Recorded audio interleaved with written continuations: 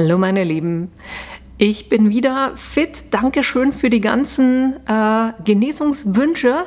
Hat anscheinend funktioniert und ich habe heute ein Video, wo es darum geht, dass ihr mir die Frage gestellt habt, ob man mit dem M1-Laser, weil es ja ein Diodenlaser ist, ob ich damit trotzdem klares Acryl lasern kann, also gravieren. Schneiden geht definitiv nicht, aber gravieren und dann eben auch Glas. Die beiden Fragen hattet ihr mir gestellt und ich habe das tatsächlich selber auch noch nicht ausprobiert. Das mache ich heute gleich zusammen mit euch, damit wir da gucken können, wie gut es funktioniert und ob es überhaupt funktioniert. Mehr dazu gleich nach dem Intro.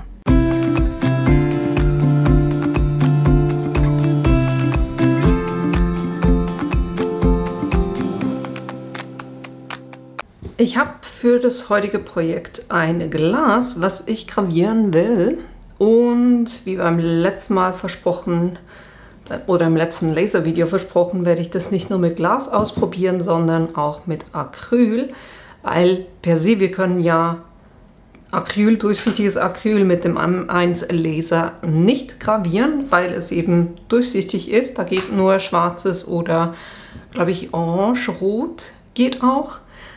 Auf jeden Fall durchsichtig ist eigentlich nicht und ich wollte jetzt probieren, ob ich mit demselben Prinzip, wie ich eben auch Glas gravieren kann, ob das auch mit einem Acryl, kleinen Acrylbrettchen geht.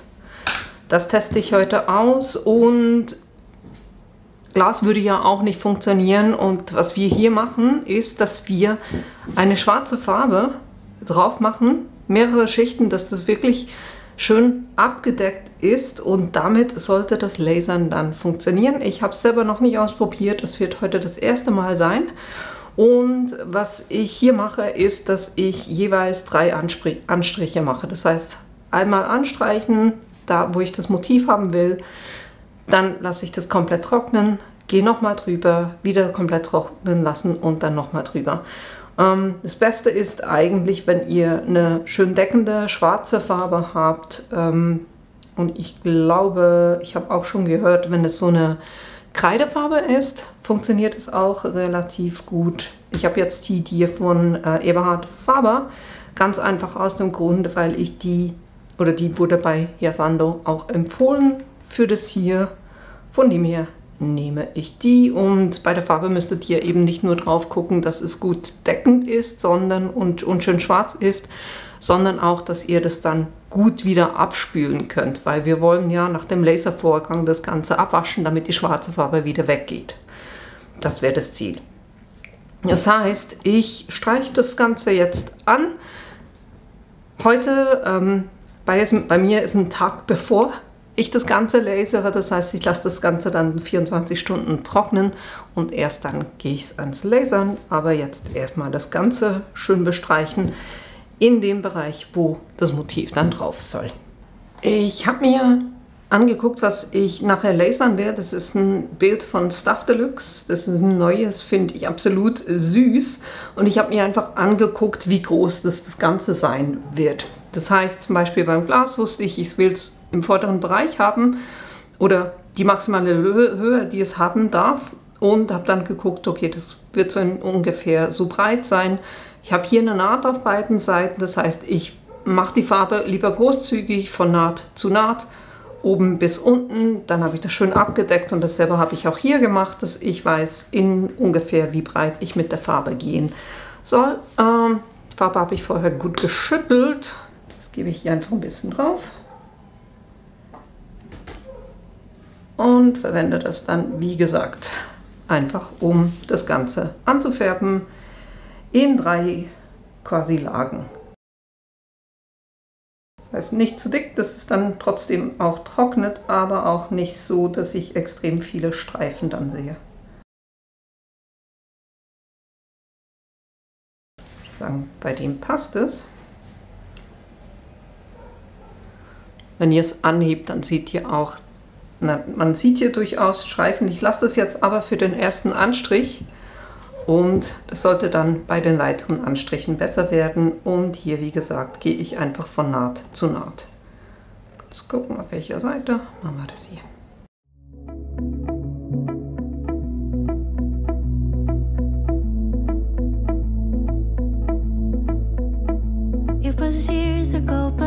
can I forget? We were 16 up all night. Love and heartbreak was... Das lasse ich trocknen und dann, wenn es trocken ist, gehe ich noch ein zweites und dann noch ein drittes Mal drüber. Also, ich habe das Ganze eben angestrichen und ich habe diesen Pinsel hier verwendet. Der ist eigentlich schon, also nicht so starr, aber vielleicht ist es besser, wenn ihr so einen Pinsel verwendet. Dann kriegt ihr noch ein bisschen weniger Streifen, weil ich habe einzelne Streifen, aber ich habe schon das Gefühl, die Deckkraft oder die, ja, da wo Farbe drauf ist, ist schon gut abgedeckt. Kurz gucken, dass ich da wirklich kein Plastik mehr drauf habe. Ne, alles gut. Und da ich das Ganze mit euch heute auch zum ersten Mal mache, werde ich da ein paar Tests machen. Also, ne, ich mache das im unteren Bereich, mache ich hier einfach ein paar Herzchen. Und zwar werde ich beim Acryl, teste ich das mal mit Power 40 45 50 und Speed 70 75 80. Versucht das mal hier im unteren Bereich, weil das sind für mich beides Testobjekte. Das ist nichts, was ich nachher verschenken will. Es ging mir wirklich mal darum, herauszufinden, ob es funktioniert, wie es funktioniert. Und wenn ich dann die richtige Einstellung gefunden habe, das gucken wir uns dann an, dann mache ich hier im oberen Bereich ein Motiv. Das ist das Acryl. Beim Glas werde ich das Rotary Tool natürlich verwenden und da mache ich den Test von der Power her bei 90, 95, 100 und Speed 80, 85, 90. Die Kombinationen werde ich jetzt mal anlegen im Creative Space und das mal angucken. Also ich starte mal mit Acryl, dann können wir gucken, wie das wird. Und dann, ja, bin ich dann bei euch zurück, wenn ich den Test gefahren habe hier unten. We got drunk and smoked your dad's cigarettes. Dreamt of a life in a big town. Skyscrapers and neon lights. Ooh, I still think of you.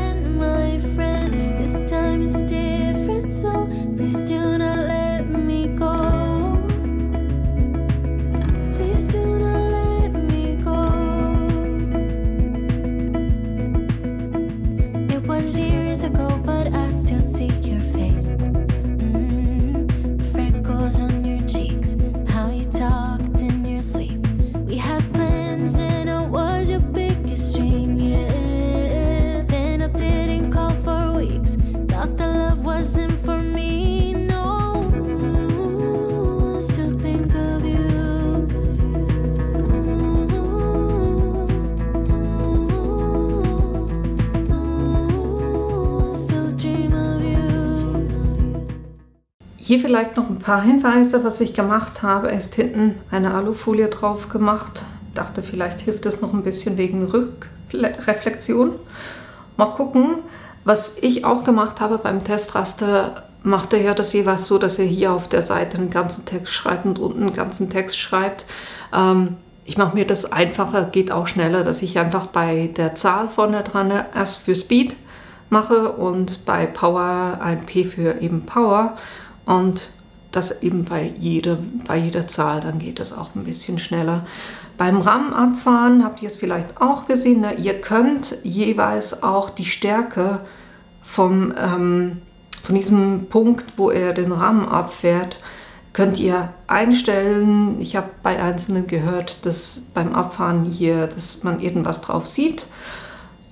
So könntet ihr das runterfahren quasi, dass man das eben nicht sieht. Jetzt gucken wir mal an, ob man da überhaupt irgendetwas sieht. Nehmen wir was Schwarzes.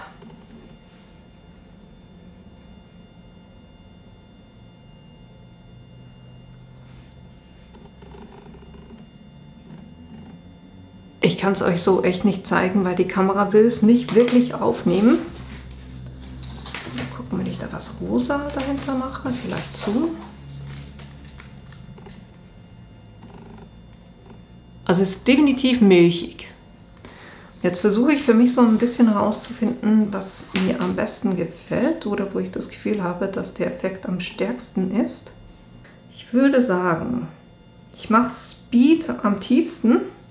Das ist auf der Zeile und Power am höchsten. Das ist das hier.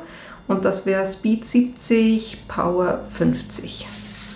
So schreibe ich mir das kurz auf.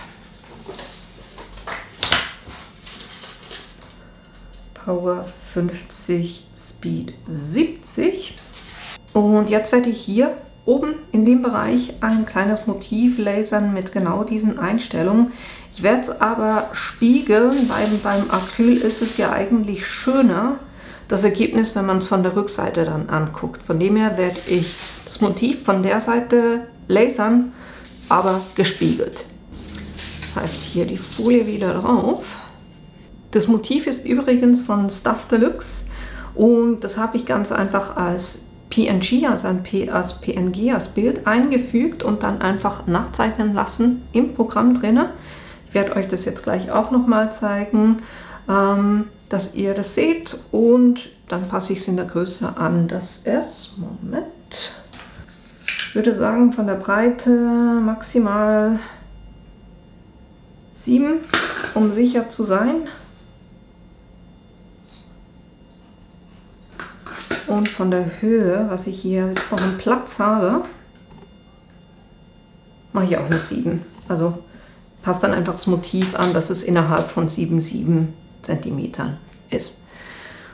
Und das mache ich kurz und dann werde ich das Ganze auch gleich abwaschen, weil das Schöne an der Farbe ist ja eben, dass man die mit Wasser abwaschen kann. Und dann gucken wir uns dann das Resultat an.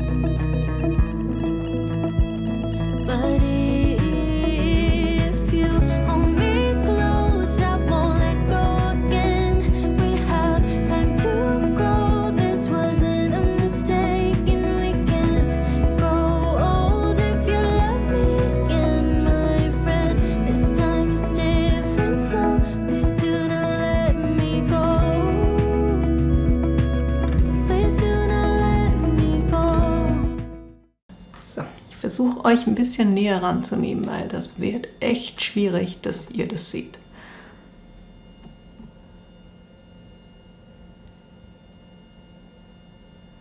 Also das ist von der Seite, wo ich es gelasert habe. Da seht ihr, bei den Herzen seht ihr so ein bisschen den Unterschied. Und das ist dann eben die andere Seite, wo ich finde, es sieht halt einfach schöner aus, wenn man da die glatte Seite hat, wo man das dann aufstellt. Ich hoffe, ihr könnt es erkennen. Also ich finde das Resultat Hammer. Es ist wirklich... mal gucken. Vielleicht seht ihr es so. Wenn man bedenkt, wie klein das ist, das sind nur 7 cm.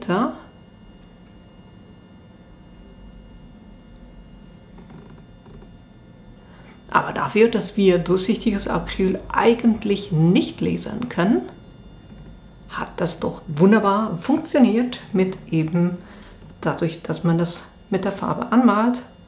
Man spürt es auch ein bisschen, das heißt, es bleibt auch drin. Ja. Und die Dinger sehen ja jeweils am coolsten aus, wenn man die dann quasi so in ein Hölzchen, wo ein Licht von unten kommt. Na, wenn man das in sowas reinstellt, sieht das wirklich super aus. Also hier der Hinweis, Acryl gravieren funktioniert. So, jetzt versuchen wir das Ganze noch mit dem Glas. Ach, und übrigens Einstellungen nochmal, einfach, dass ich es gesagt habe, schlussendlich gelasert habe ich das Ganze mit Power 50 und Geschwindigkeit 70. Also die äußerste Ecke quasi. So, jetzt kommen wir zum Thema Glasgravieren. Da muss ich dann das Rotary Tool in den Laser reinmachen und dann werde ich versuchen, mal gucken, wie ich das mache von der Größe her.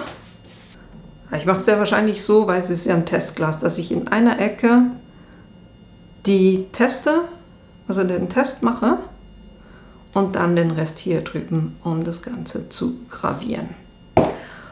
Und da werde ich die Einstellungen ausprobieren von der Power 90, 95 und 100 und von der Geschwindigkeit 80, 85 und 90.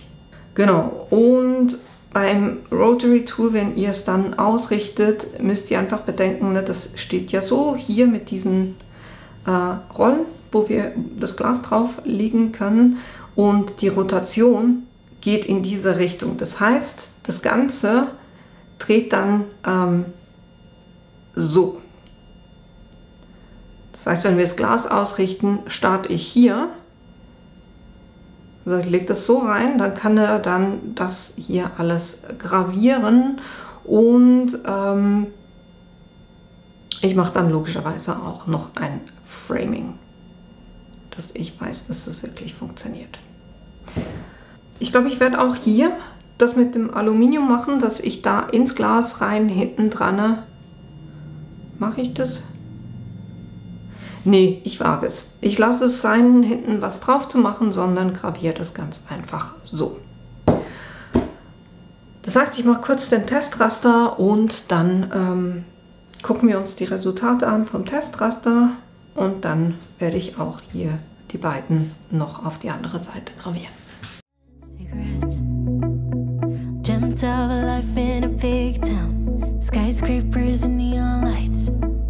Ooh, I still think of you. Ooh, ooh, ooh, I still dream of you. But if you hold me close, I won't let go again. We have time to grow. This wasn't a mistake, and we can grow old if you love me again, my friend. This time is different, so please do not let me go. Please do not let me go. It was years ago, but I still see your face. Freckles on your cheeks, how you talked in your sleep. We had plans and I was your biggest dream, yeah. Then I didn't call for weeks, thought the love wasn't for me, no. I still think of you.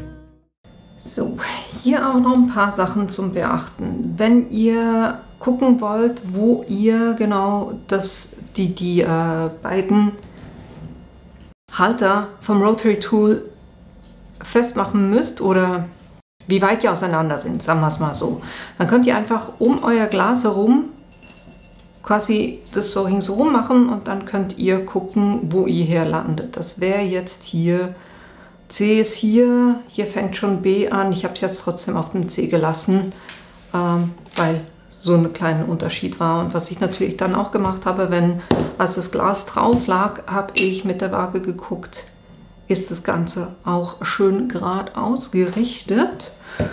Und was haben wir noch? Damit ihr seht, wo ich das hatte. Ich hatte das Wabengitter hier auf der quasi der untersten Stufe, wo ich das Wabengitter reinmachen kann. Na, hier unten habe ich die normale Platte und hier auf der Höhe hatte ich das Wabengitter und auf dem Wabengitter hatte ich das Rotary Tool drauf. Warum habe ich das dahin hingelegt? Ich gucke jeweils, dass mein Element, was ich lasern will, möglichst hier auf der Höhe ist ja normalerweise die Platte. Und das heißt, ich gucke eigentlich, dass ich möglichst mit meinem Element auf dieser Höhe lande.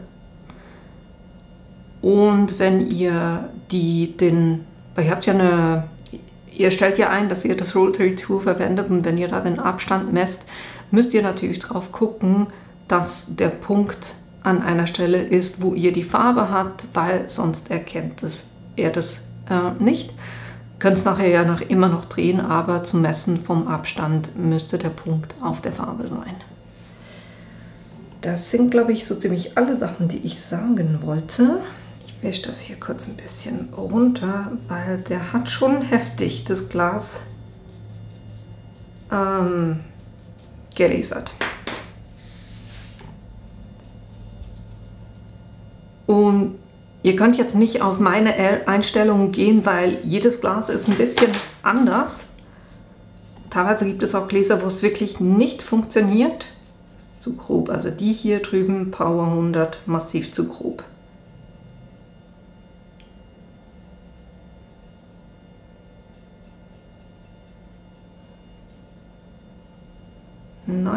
würde ich sagen, ist okay.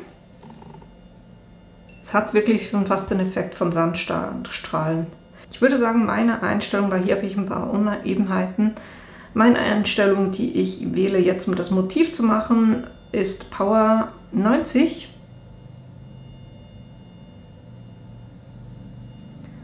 Und Speed 85.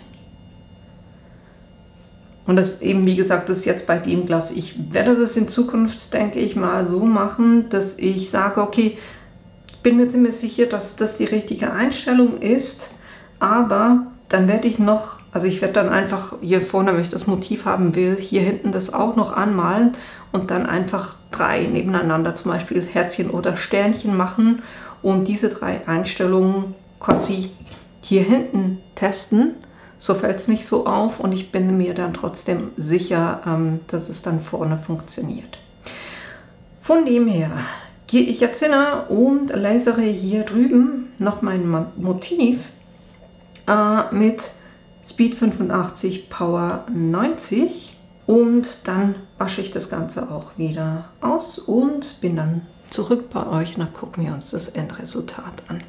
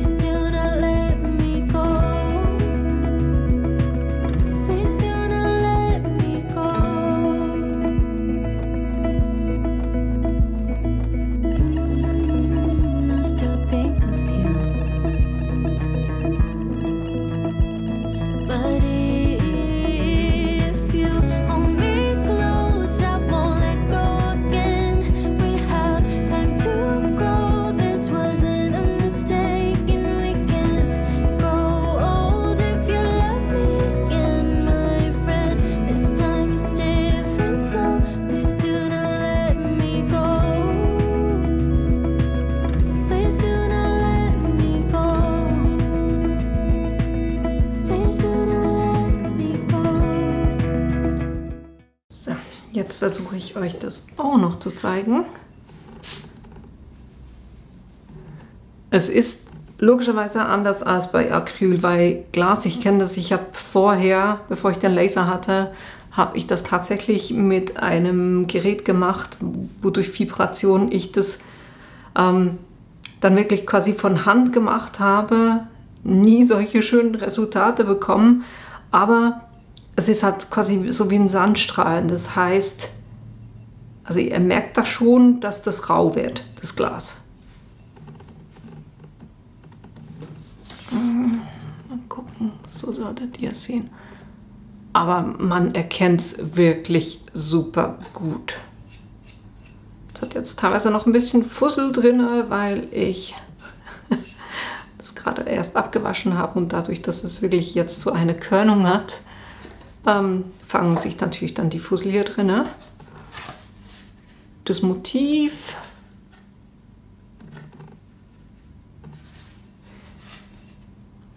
also man erkennt es.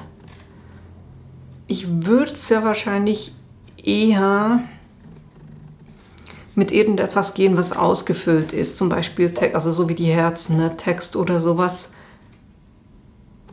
Weil so ist es echt filigran. Das sieht dann teilweise durch die grobe Struktur vom Glas fast ein bisschen ausgefranst aus. Ja, ich weiß nicht, für Motive, ich glaube, ich würde da eher mit Schriften oder wenn ihr irgendetwas habt, das wirklich ganz flächig gelasert wird. Super. So feine Sachen oder filigrane Sachen würde ich jetzt eher nicht machen.